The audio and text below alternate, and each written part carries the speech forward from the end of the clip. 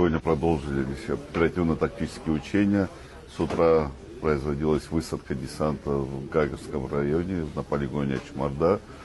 Сегодня вечером одновременно на 3 полигонах Цабал, Ачмарда, Нагвало проходят боевые стрельбы, учения. Вы обратили внимание, что стрельбы на полигоне Цабал начались еще засветло и перешли уже в темное время суток. Это фактически первый раз в этом году мы проводим учения именно в ночное время суток с применением ночных и средств, которые позволяют принимать оперативные решения и достигать необходимых целей и задач. Сегодня ведется слаживание, отработка и координация действий между подразделениями. Уже завтра мы завершаем учения и будем подводить первые итоги.